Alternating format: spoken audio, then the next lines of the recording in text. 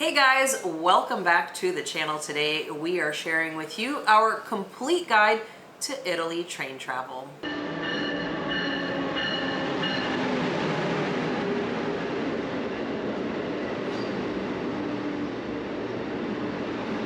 We spent a wonderful 3 months traveling all around Italy by train, and we wanted to share with you everything we learned. If you're coming from overseas, it can be very daunting to figure out the Italian train system because it's much different than ours in America. So we're going to break it all down for you, what trains you want to ride, where to buy your tickets, how to buy your tickets, and when to buy your tickets. But let's jump right in here. The first thing you need to know is that there are two train companies in Italy, Trenitalia and Italo. Trenitalia is the state-run national train company, and that's the biggest one, the one you'll be using the most because it does provide the highest level of service. And if you're coming all that way, you want to really ride the best. Exactly. It also provides the most amount of routes as opposed to the Italo. Really the big difference between the two is essentially the pricing. Yeah, so you get a little bit cheaper price on Italo, but we're gonna talk about Trenitalia because it is the better train system to go with. So right off the bat, you need to know that there are two different kinds of trains, actually three in Italy, which is they have high-speed trains, and they also have the slower regional and inner-city trains, and also the sleeper class trains. So for most of the big cities, on Trenitalia, you will be able to get a high-speed train, which is the Frecciarossa. You can see here on the map that they basically cover most of the country.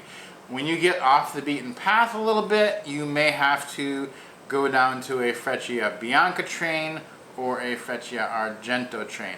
But we're going to start with the Frecciarossa. That's the fastest high-speed train, traveling up to 300 kilometers an hour.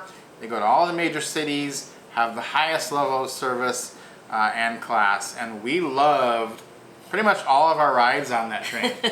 Absolutely. I think it was probably our favorite. Found ourselves on the Frecciarossa most of the time. I think maybe just one time on Frecciabianca and one time maybe on Frecciargento. And of course we did do some off the beaten path things, so we did end up on some of the regional and intercity trains, as well as we did do some sleeper trains too. So on the Frecciarossa, you're going to be maybe overwhelmed with all the choices you have, so we'll break those down.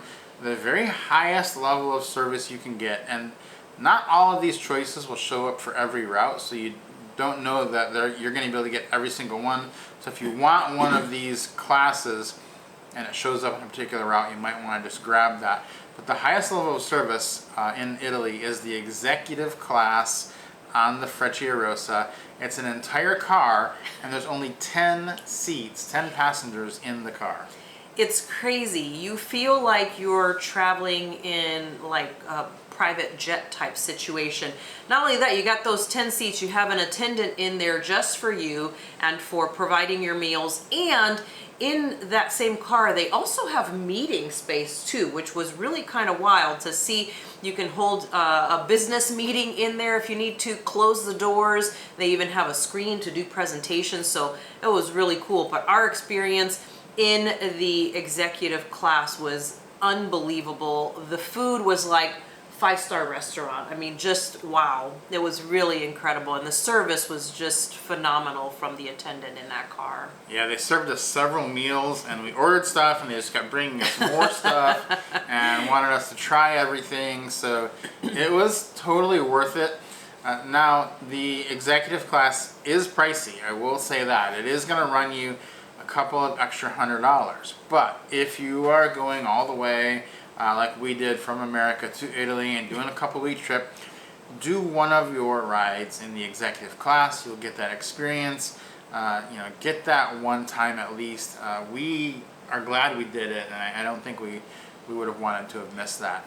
So one step down from that, and this is going to be quite a bit cheaper, will be the business salottino, which is a private area, like a private room basically, that has 4 seats in it. Yeah, so this one was really interesting. It's 4 seats. They're really nice, comfortable seats, and they do still recline some. And you're kind of in this cubby, and the door does come and close for it.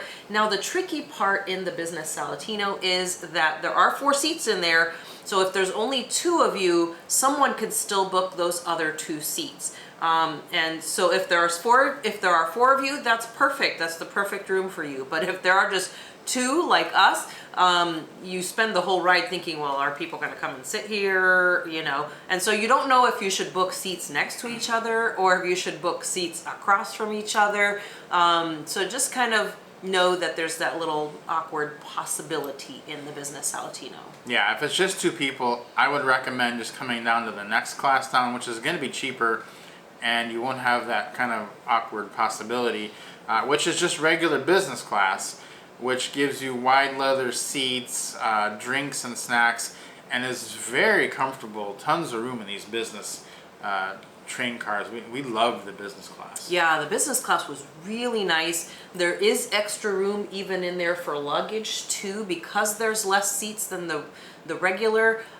They do have a lot more space for luggage, and the seats are much more comfortable, and like you said, you get the drinks and snacks served to you as well. Yeah, when we rode the trains, the business class was not as full, and I think you will find that generally, that if you're willing to pay a little bit more, you're going to get a little more space. And when you're traveling in Italy, it's not like traveling on Amtrak or in the United States where your baggage is going to be a problem. Just have to understand that there's not a lot of accommodations made for baggage in regular service. So if you're going with the absolute cheapest class, you're going to struggle with your bags because Italians are not bringing as many bags with them as you are coming from overseas. You're bringing your big suitcase.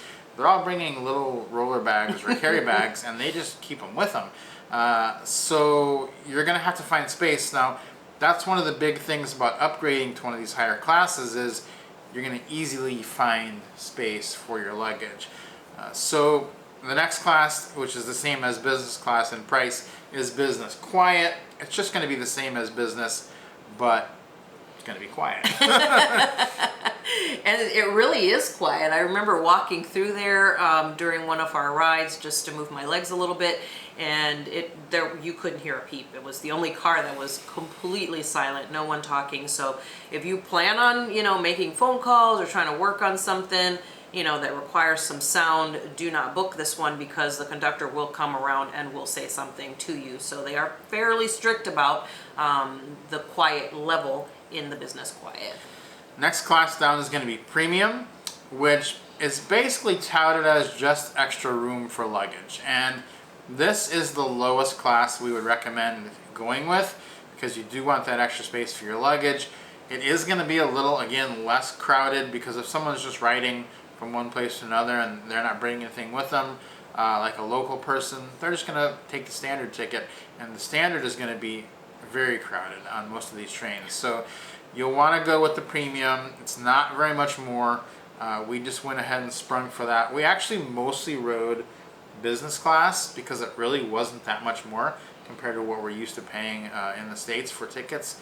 So we would recommend a mixture of premium and business, and then maybe throw in an executive also on one of these trains. Yeah, I think if you're going to try them, those are definitely the 3 that we highly recommend.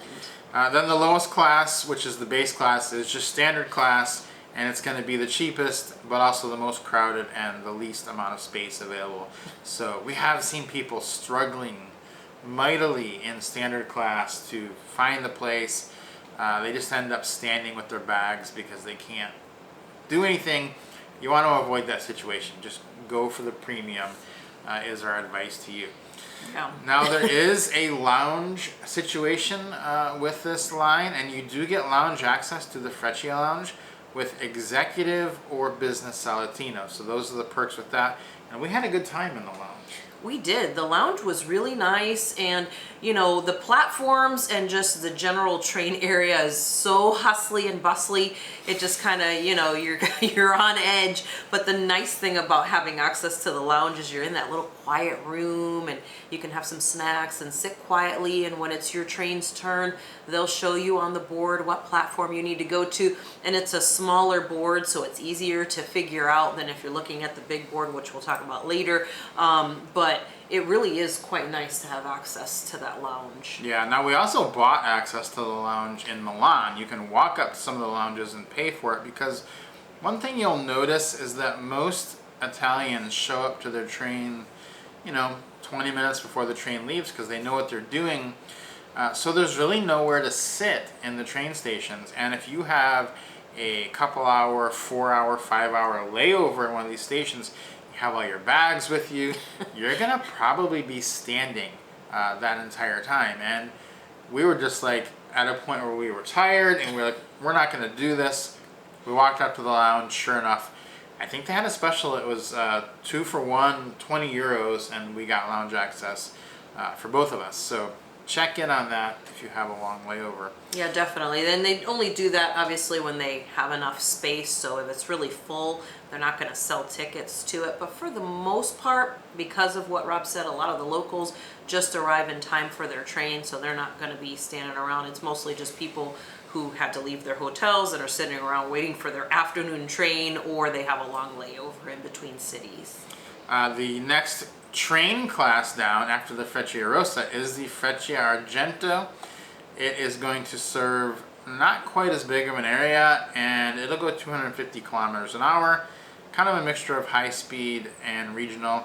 They only have first class, second class, and a bistro car, so much less choices. You won't be on this train as much. If you want to get on this train, first class is fine, second class is fine, but first class is going to give you those same perks, a little more space, a little less crowded, a little easier time with your bags. Exactly. I think it's one of those lines. The Frecciargento is because it does a lot of regional runs. You're not going to be on there for as long, so it's not so bad. And then the Freccia Bianca is the third one down, which is again one step lower than the others, and it is going to be going to even more out of the way places. And again, just a first class, second class, and a bistro. So the same thing applies as the Frecciargento. Mm-hmm. Now, after that, there is what's called intercity and regional trains, and these are quite slow trains. They are not the best trains. They get the job done, but if you're going to a place like we went to Monopoly, and you could ride the fast trains, the high-speed trains, all the way to Bari, and then the last 20 or 30 minutes you'd have to get on a regional train because the high-speed trains didn't go there. So if you're going to kind of an out-of-the-way place, you may have to switch to one of these. And again, it was very hard to find seating, so for that 20, 30 minutes, I think we just stood most of the time with the bags. Yeah, we did.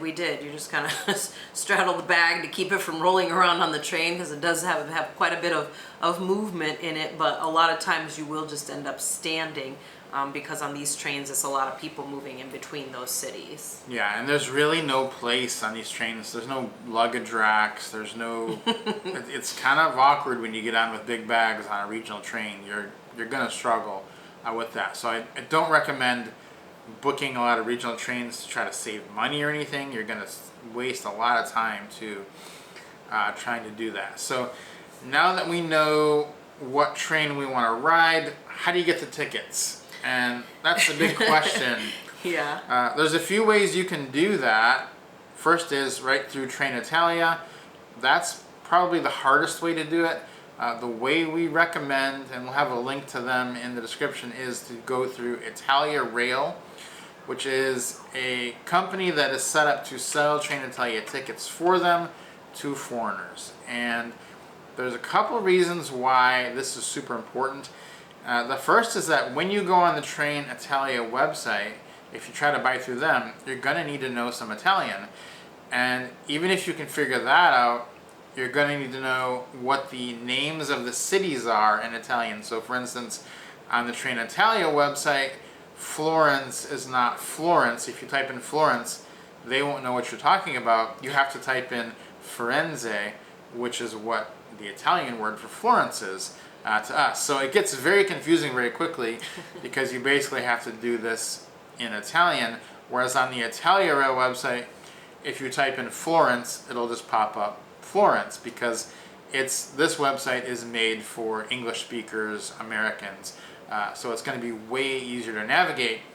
Second best thing about it is that on the Trenitalia website, your credit card from the US will probably not work. It will probably throw up an error, or it'll get hung in one of those loops where it's like you're not sure if you bought the ticket. It's just a blank white page and there's a spinning circle, and you're like, okay, great, now I gotta wait 2 days to see if this actually went through or not. Let's call the credit card company.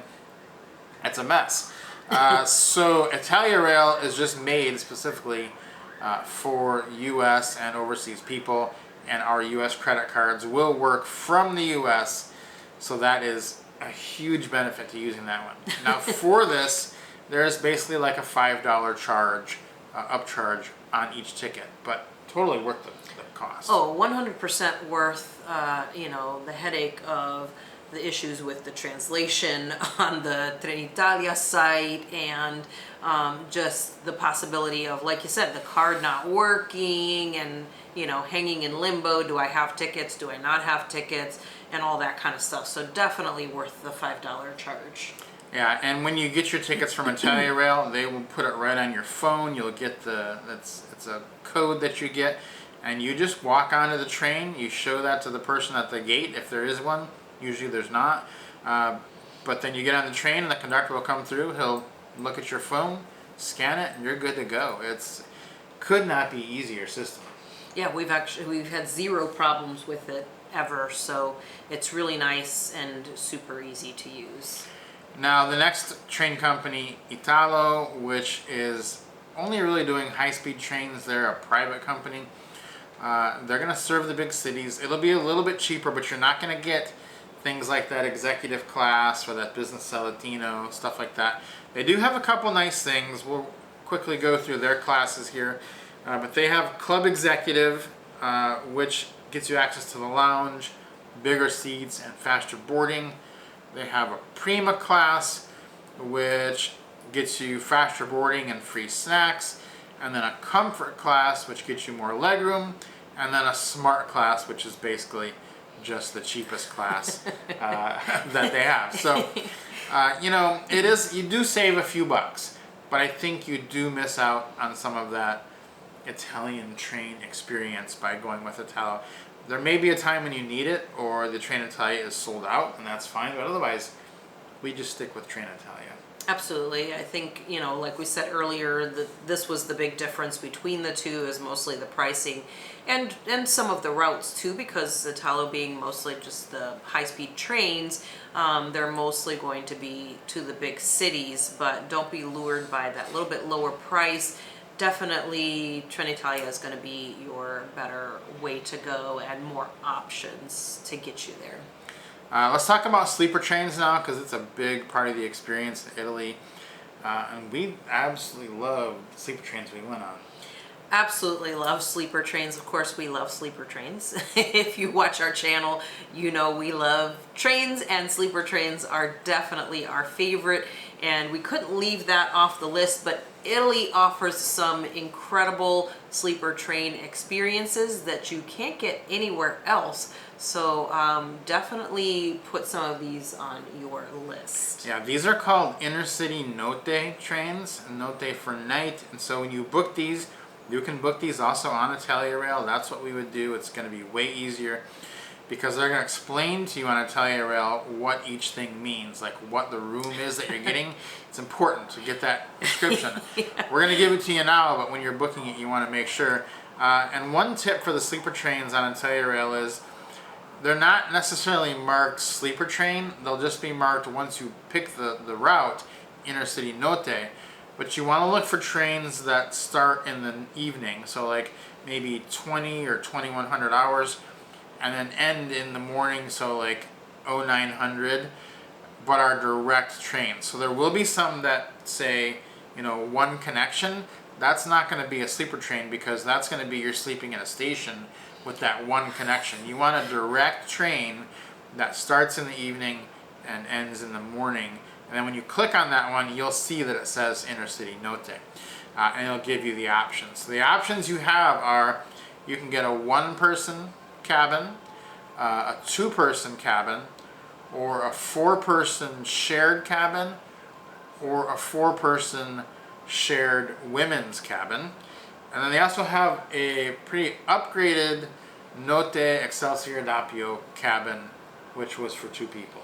Yeah, that was kind of like the premium sleeper experience. Yeah, which one do you recommend people go on if they're gonna do this though?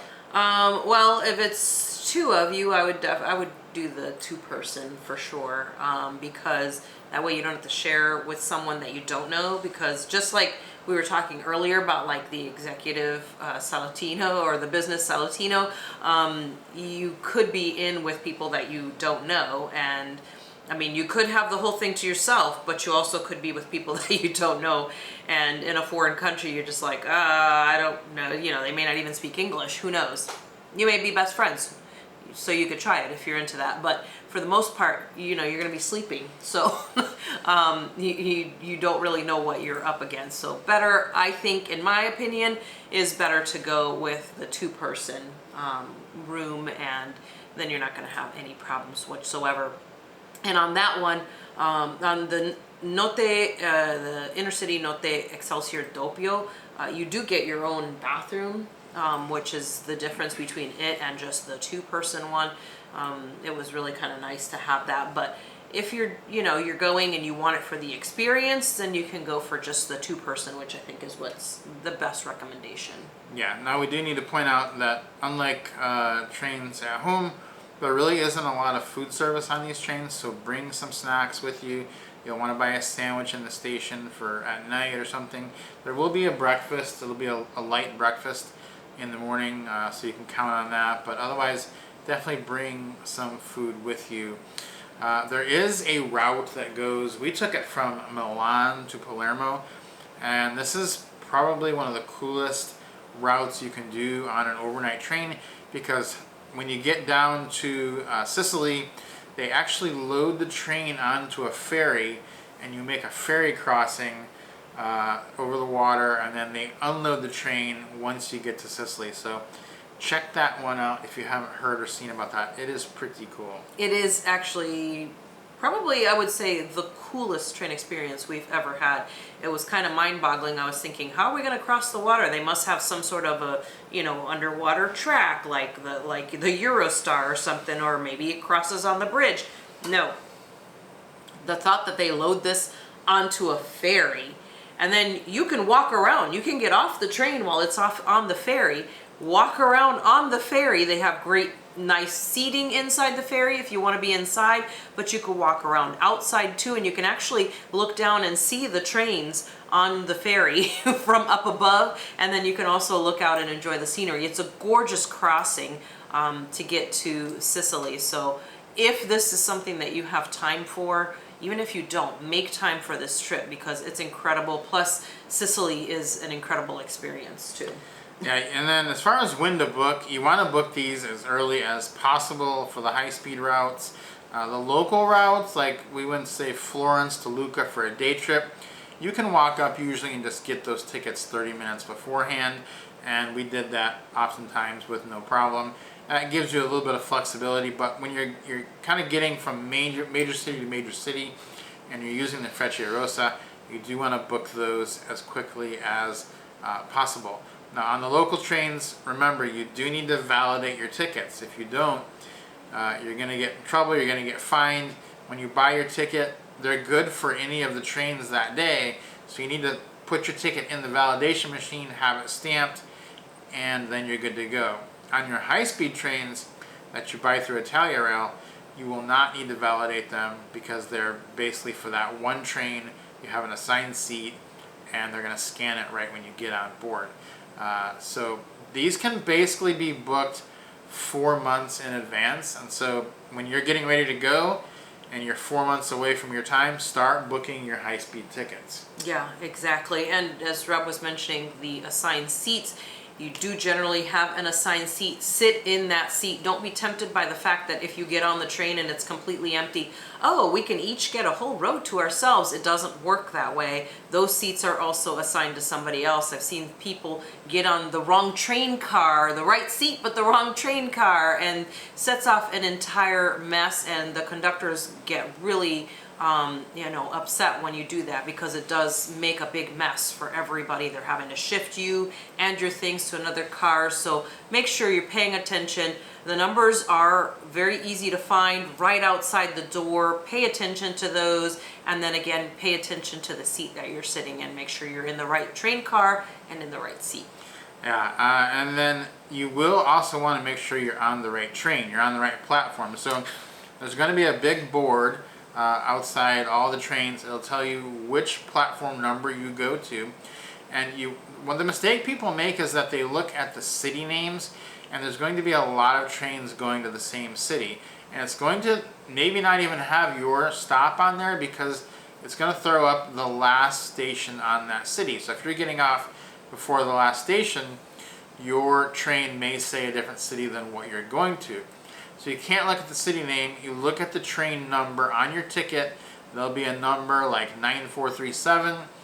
That is the number. You look for that number, basically like a flight number, on the big train board, and it'll tell you what platform it is, and you go wait at that platform. We've seen people get on the wrong train, and it is just bad, because a lot of times they've bought a high-speed ticket, they get on a regional train that's going to the same place because they saw their city name, and it took them 9 hours instead of 3 hours to get there. Yeah, it really does make a huge difference. It is confusing when you see, oh wow, there's 6 trains going to Milan. Which one is mine? And it does make a difference which one you get on. First of all, because again, you have an assigned car and seat for the most part, and the conductors, again, you're going to get fined on a lot of these. There's not a lot of, forgiveness because you're a foreigner. You need to be paying attention to these things because they are very strict on these, so you do not want to end up, and you don't want to add more trouble to your journey by getting on the wrong train, so pay very close attention to that. Yeah, we've got some videos about our travel in Italy on the trains, and some reviews of the executive class and all that on the channel here. So check those out. We'll link those in the description. We've also got the Italia Rail booking link in the description. Highly recommend you use that. It's going to save you all kinds of trouble and headache. If you're having enough trouble planning a trip already overseas, don't let that be another problem that you have to go through. Exactly. We've already gone through the trouble for you, so we've broken it all down for you. So guys, if you have more questions about train travel in Italy, leave those for us down in the comment section so we can answer those and help others as well. Don't forget to subscribe to the channel, and we'll see you guys next time.